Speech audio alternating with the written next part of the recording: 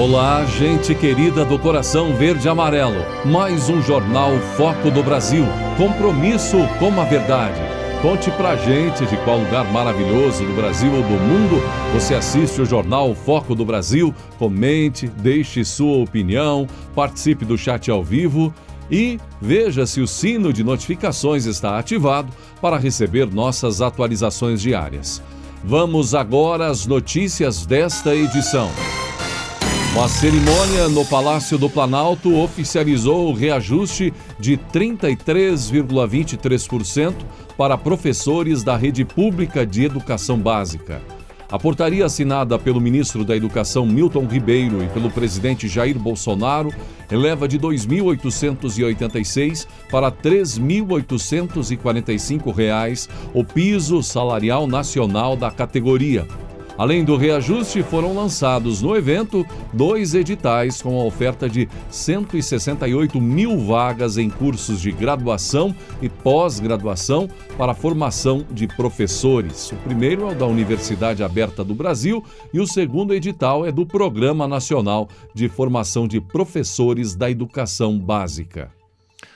Agora há pouco estive reunido com o presidente do Banco Central, Roberto Campos, onde ele me disse que foi descoberto nos escaninhos do BC 8 bilhões de reais. São milhares de pessoas com contas inativadas que não tinham mais conhecimento dela.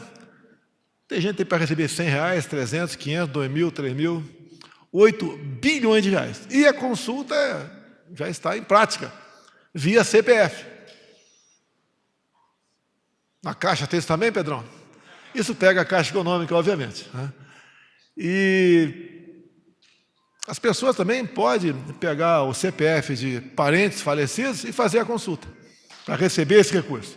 Então, um governo que devolve dinheiro à sua população, 8 bilhões de reais. Parabéns ao Banco Central.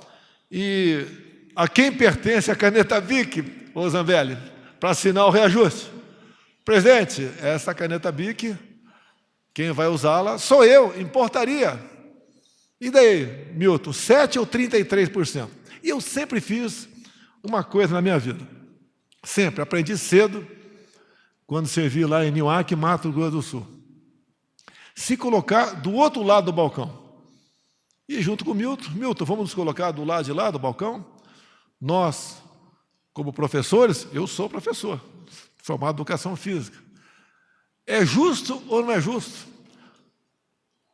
O recurso, né, se a gente conceder 7, a diferença, 26, fica para quem? Como vai ser utilizado? Qual a melhor maneira de usar esse recurso?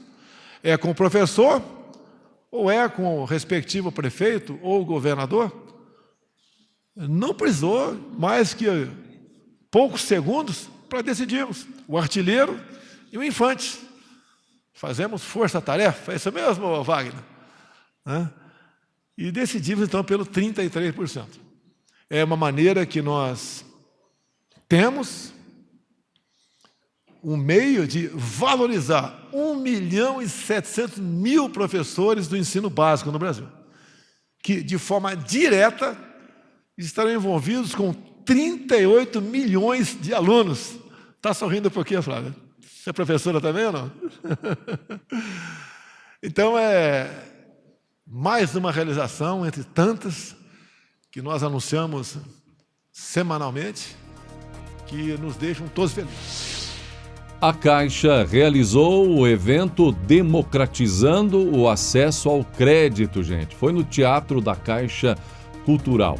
O banco apresentou as novas ações para ampliar o acesso ao crédito e a linha de crédito Giro Caixa Transportes, voltada para a antecipação de fretes de caminhoneiros, um apoio aos caminhoneiros.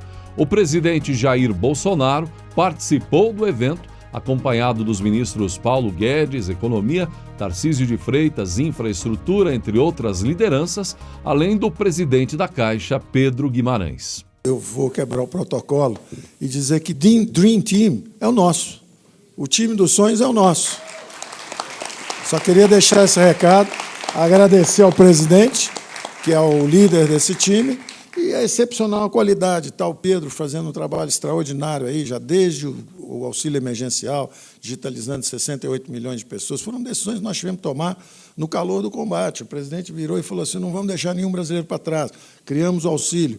Aí vamos mandar o auxílio através de que bancos? O Pedro deve se lembrar, fizemos uma reunião. Vamos credenciar todos os sistemas bancários, todo mundo, ou vão credenciar, fazer a aposta toda na Caixa? Porque, pelo menos, ali nós temos um controle operacional.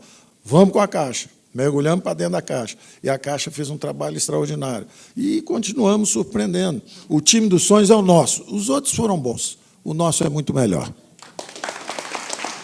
É a primeira vez que um presidente do Brasil almoça aqui conosco, junto com vários ministros. Foi uma conversa excelente, junto com os líderes, nossos principais executivos do banco. Eles ficaram impressionados, a maioria tem 40 anos de idade, e também várias mulheres. Isso significa que a Caixa, hoje, é, de fato, o banco de todos os brasileiros. O presidente Jair Bolsonaro conversou com apoiadores e, entre os assuntos abordados, Bolsonaro comentou sobre desafios e ameaças ao Brasil, mas garantiu que não há batalha impossível. Não tem batalha impossível. Para onde estavam indo, só quem realmente é desprovido de inteligência que não entende. E tudo o que aconteceu, né? Que tentaram fazer, até tentando assassinar a gente, e está mudando. Não dá para mudar de uma hora para outra o curso de um transatlântico. A gente vai mudando. Deus quiser. Mais importante do que a eleição de presidente, estou 2 vagas para o Supremo ano que vem. Exatamente, presidente. Exatamente. A luta é essa. A luta vai ser lá. Mas a gente tá junto. Mas a gente está junto. Isso. A gente está junto. A gente vai conseguir. Temos fé que a coisa vai. A gente está com o Vai senhor. acontecer muita coisa até as eleições, né? Mas aquilo ali vai ter que ser, vai ter que mudar. Vai acontecer.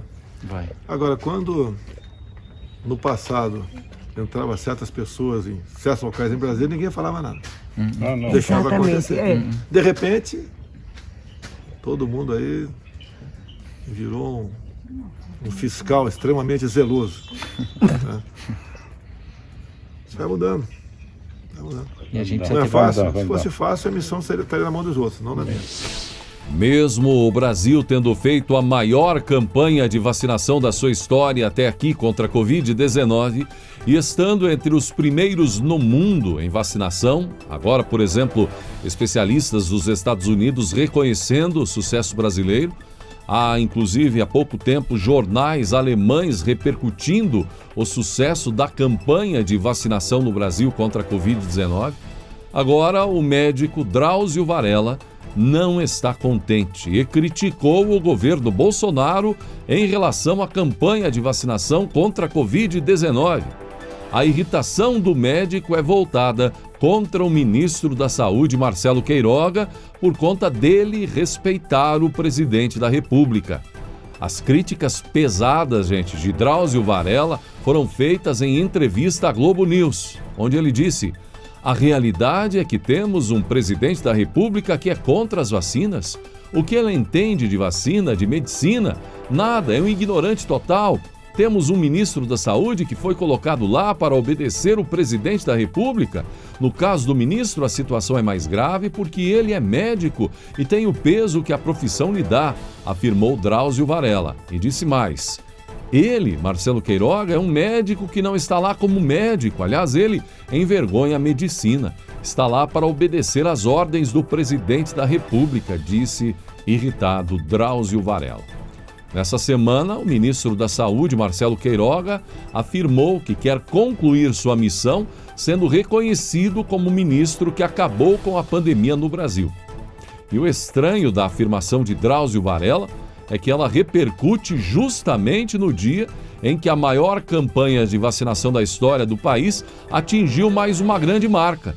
Mais de 431 milhões de doses de vacinas contra a Covid-19 foram distribuídas para todos os estados e o Distrito Federal. Destas, mais de 360 milhões já foram aplicadas nos braços da população. De acordo com o último levantamento feito pelo Ministério da Saúde, mais de 152 milhões de brasileiros acima de 12 anos estão com o esquema vacinal completo, com as 2 doses da vacina, o que representa 85% do público nesta faixa etária.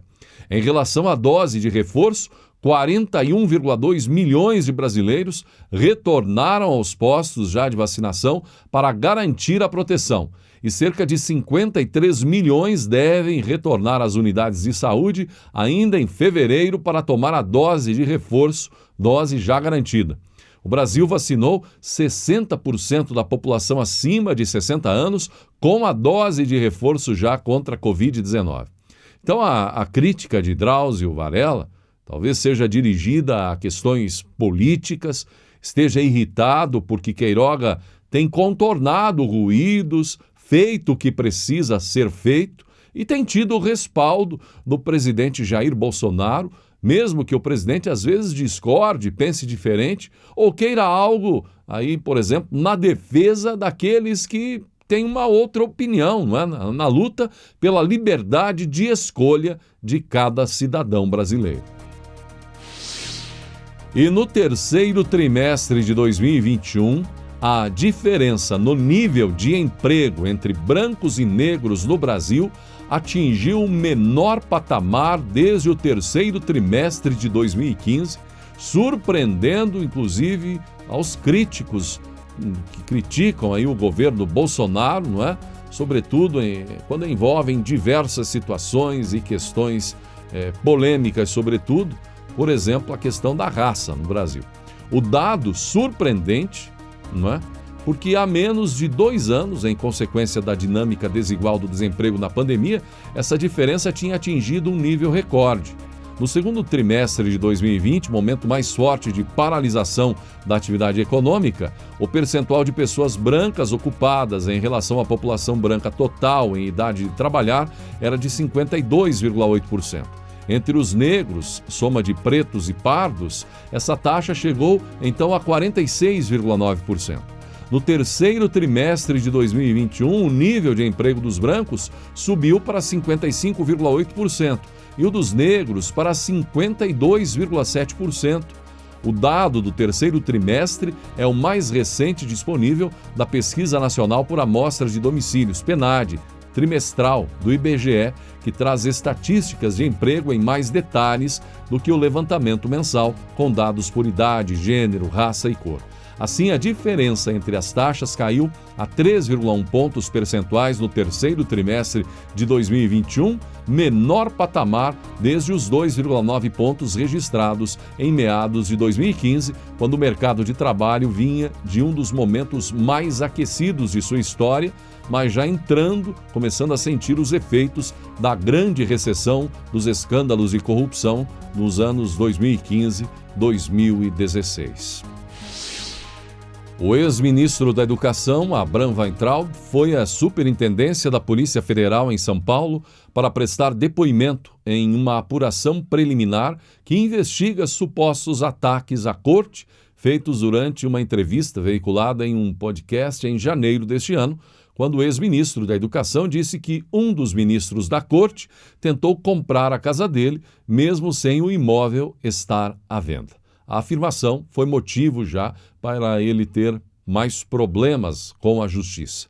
Ao chegar para o depoimento, Weintraub afirmou que sempre falou a verdade e que não tem medo da justiça. Várias vezes, ao longo desses 3 anos em que eu me tornei uma pessoa pública, as pessoas me taxaram como controverso. Fui processado 178 vezes. Nunca tive um processo antes e ganhei absolutamente todos os processos porque eu sempre falei a verdade. Então, assim, conhecereis a verdade. Eu falo a verdade. Se aqui no Brasil, infelizmente, hoje, falar a verdade é ser polêmico, essa é a minha trilha. Não vou fugir dela.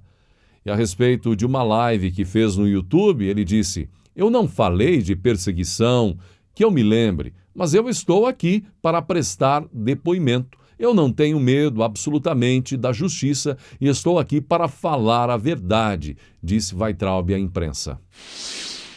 Olha, gente, que quando a coisa começa a desandar, a dar errado, tudo é possível. Não bastam as polêmicas, as ameaças à questão do Ibope, da audiência, problemas com a programação, ameaça de pandemia dentro da casa do principal programa do momento. Agora mais uma. A Globo errou ao enviar um Pix e mandou 318 mil para a pessoa, para a conta errada. 318 mil reais. Segundo o portal Notícias da TV, a Globo entrou na justiça para recuperar 318 mil depositados ou enviados por Pix por engano na conta de um homem. A notícia deu o que falar agora nos últimos dias, nessa semana. O motivo da briga: após notar o valor que foi parar em sua conta, o cidadão decidiu comprar uma casa própria com o dinheiro. Quando a emissora notou o erro e entrou em contato para pedir a quantia de volta, ele afirmou que não tinha como devolver. O rolo começou ainda em 27 de dezembro de 2021. A Globo alegou que havia celebrado um acordo trabalhista com um ex-colaborador e, mediante decisão judicial, feito o depósito naquele dia, o Pix. Porém, o setor responsável alegou que, por um lapso, fez um profissional enviar o montante para a conta de um cidadão errado, não o do acordo. Um homem que nada tinha a ver com a história, muito menos com a Globo. Surpreso com o belo presente de fim de ano, o cidadão achou que tinha ganhado alguma promoção e ficou com o valor. Logo após as comemorações de Réveillon, deu entrada em um imóvel próprio. Dias depois, no entanto, o jurídico da Globo conseguiu o seu contato e o notificou para fazer a devolução da verba. O homem argumentou que não podia fazê-lo por já ter investido o valor recebido. Revoltada, a Globo entrou na justiça para tentar forçar o homem a corrigir o que tinha feito. Ocorre que, ao analisar a situação, o magistrado da causa, que cuida do caso, disse que a disputa tinha erros por todos os lados, sobretudo do lado da Globo. O presente requerimento apresenta insuperáveis equívocos, disse o magistrado.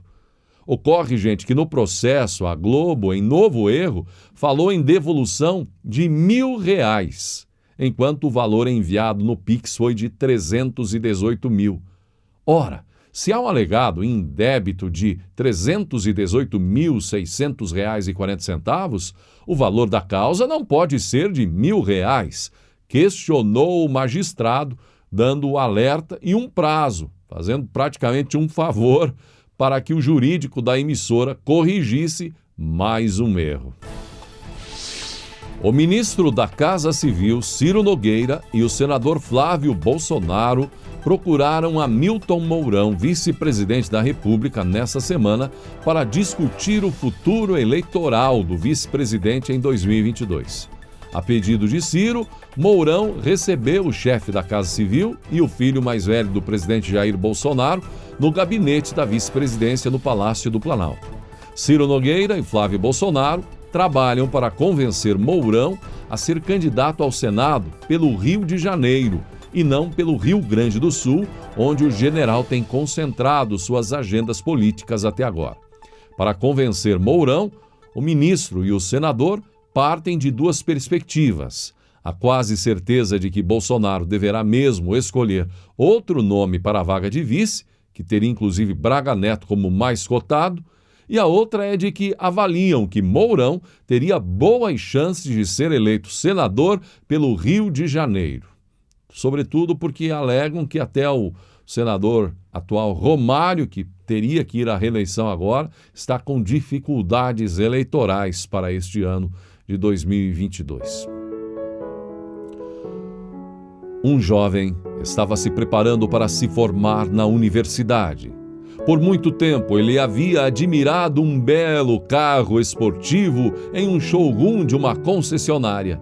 E sabendo que seu pai poderia pagar por ele, ele disse a seu pai que era tudo o que ele queria. À medida que o dia da formatura se aproximava, o jovem começou a procurar sinais de que seu pai havia comprado o carro.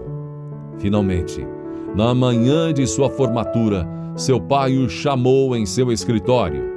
Seu pai lhe disse o quanto estava orgulhoso de ter um filho tão bom, e ele lhe disse o quanto o amava.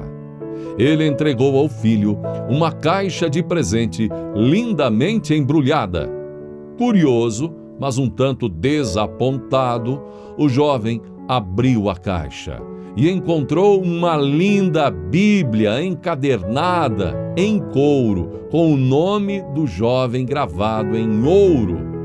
Irritado, ele ergueu a voz para o pai e disse: "Com todo o seu dinheiro, papai, você me dá uma Bíblia?"